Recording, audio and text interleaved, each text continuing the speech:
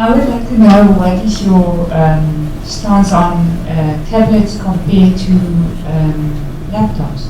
I personally would not be able to do my work on a tablet at the moment. I personally choose to do it on a laptop because my laptop can, quite frankly, simulate the immense amount of typing that I really need to get done.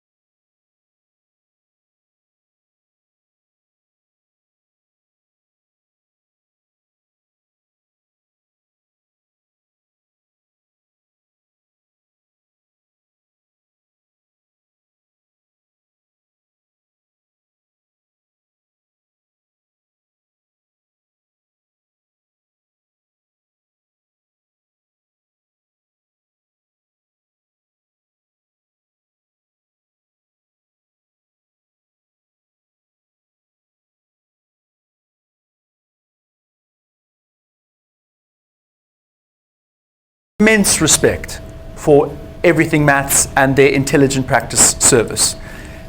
But for me to have tried to use it in my homework system in class, it ended up in me having to try and, okay, I'll put it this way. When I teach the turning point form for parabolas, I want homework to do with the turning point form specifically. And I found that I couldn't, for example, use that innovation to specifically focus on the turning point form. And as a result, it felt like an example for me where I could have just set example 5 at page 37, but now I'm trying to embed this technology into my teaching and it's not necessarily been worth it. Of course, as a teacher, I use the autograph programs and Geometry Sketchpad to do my exams, and I obviously use Microsoft Word. But the certain things that I can't do without, and the technology that I use currently is Google Classroom, and I even use that even though many of my students don't necessarily have smartphones. I also use, to be perfectly, and this is a controversial topic in many schools, but I use WhatsApp to a very large degree. With my document camera over here, when I'm done with the lesson, I take a picture with it, and then I upload it to Google Classroom, and I upload it to the WhatsApp group. And in that way, my students have access to the notes that I've made, and are able to make notes on top of those notes as well.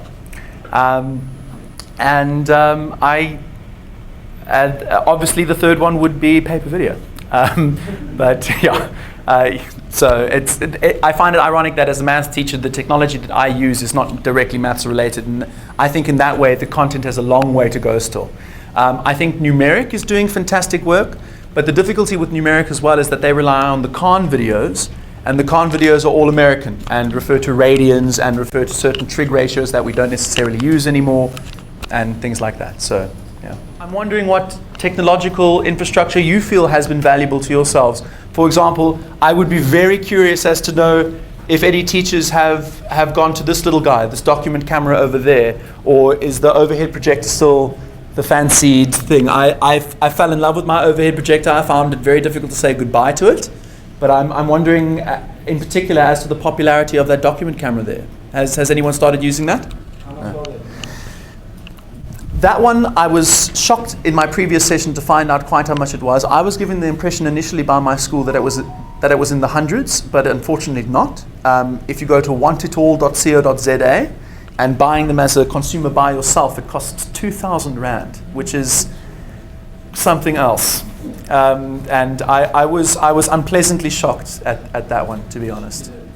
No, absolutely. That's why I think that when tablets get to a point where they have something where you can type on it easily and write on it easily, I think that that's going to be your all-in-one device. A teacher will be able to set it up perfectly nicely on a stand if they want to show something underneath it, such as a learner's book, or quite frankly, write on it directly, save that picture, send it through to your learner management system, boom, no, it's done.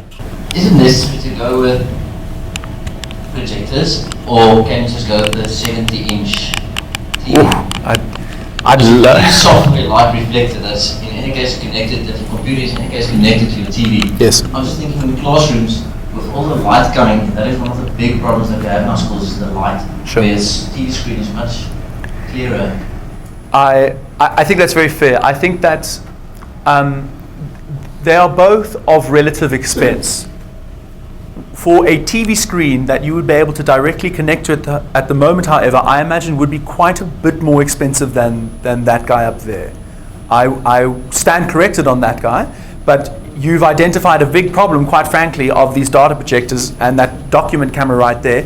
When the light changes but a mere shade or two, it suddenly just goes blank or something like that. So, wow.